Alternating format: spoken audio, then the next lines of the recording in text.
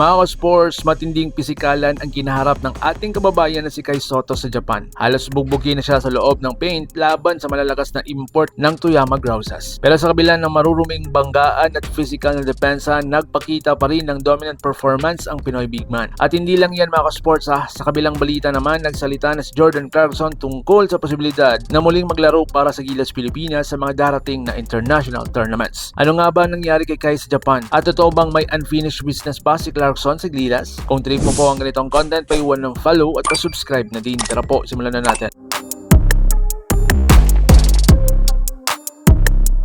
Mga ka-sports, bugbugan kay Kai Sotto sa Japan. Mainit ang laban ni Kai Sotto at ng kanyang kupunan na Koshigaya Alphas kontra sa Toyama Grausas. Hindi naging madali ang laban dahil halos mag-isa lang si Kai sa ilalim ng basket. Wala ang ilang import ng big man ng kanilang team kaya siya lang ang tunay na rim protector sa paint. Samantala, ang Toyama ay may tatlong malalakas na import na sabay-sabay bumabangga sa kanya sa ilalim. Kabilang dito sina Brock Motum. So ang mga actual players nila ay si Brock Motum, Nix William, Yanis Marin. Tatlong imports na halos sabay-sabay tumoto kay Kai sa ilalim. So ngayon mga sports, personal na initan. Kapansin-pansin din na tila personal ang laban ni Brock Motum laban kay Kai. Matagal na kasing may history ang dalawa. Noong nakarang season, ilang beses na ring napahiya sa ilalim sa Motum laban sa Pinoy Center. Kaya ngayon nagkaharap silang muli at kitang-kita ang physical at agresibong depensa laban kay Kai. May mga pagkakataon pang matinding banggaan, pagila sa braso at matigas na swing. Pero kahit ganoon, hindi nagpa-intimidate ang Pinoy big man. So ngayon ang kanyang double-double performance. Sa kabila ng lahat ng physical sa depensa, nagpakita pa rin ng solid performance si Kai Sotto. Nagtala siya ng 17 points, 10 rebounds at isang double-double performance laban sa mas malalakas at mas experienced na imports. At ayon sa coaching staff ng Koshigaya, kapag wala si Kai sa loob ng paint, halos walang rim protection ang kanilang kupunan. Kaya kahit bugbog na sa banggaan,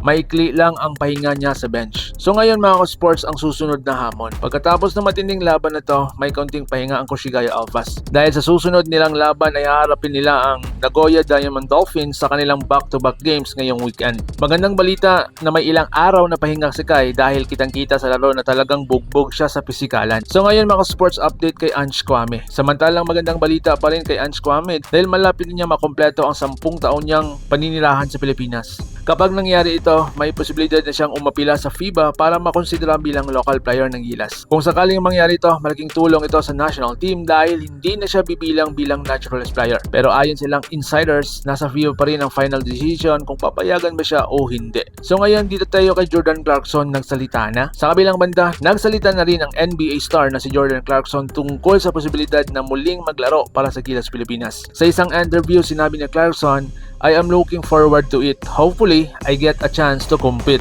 Ibig sabihin, open siya sa muling pag-represent ng Pilipinas sa mga darating na international tournaments tulad ng Asian Games. So ngayon mga sports, may unfinished business daw siya. Ayon pa kay JC, mayroon pa siyang unfinished business sa ating national team. Hindi kasi natutupad ang ilang target ng national team tulad ng mas magandang performance sa FIBA Basketball World Cup at ang pangarap na makabalik sa Olympic Games. Pero naniniwala si Clarkson na may sapat na talento ang Gilas. Sabi pa niya, "We got a lot of talent from older guys to younger guys." Pero ang pinaka-importante raw ay chemistry at tamang kombinasyon ng players. So ngayon mga sports, malinaw ang dalawang bagay. Una, patuloy nang lumalaban si Kai Sotto sa international leagues at pinapakita na kaya niyang makipagsabayan sa malalakas na imports. At pangalawa, hindi pa sarado ang pinto para kay Jordan Clarkson na muling maglaro para sa Gilas Pilipinas. Kung sakaling mangyari ito, mas lalo pang lalakas ang lineup ng national team sa mga darating na international tournaments. Kaya kayo mga sports, kayo naman ang tatanungin ko. Kung papipiliin kayo, saan mas kailangan si Clarkson? Sa Asian Games o World Cup?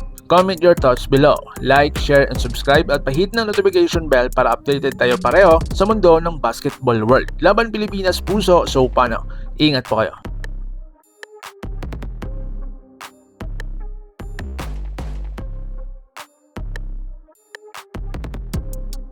Mga ka-sports, kung hilig ninyong bumili ng mga Gilas jersey, Gilas accessories at mga gamit na pang basketball, habang nanonood po kayo sa aking mga videos, kindly check this basket on this lower part ng ating video at magpa-pop up yung ating mga items sa gilid. Mga legit po yung mga items dyan and see to it po na makabili po kayo ahead of time kasi meron po yung mga discounts and mga promos depende po sa seller. And also, kunting suporta din as a content creator po. Salamat!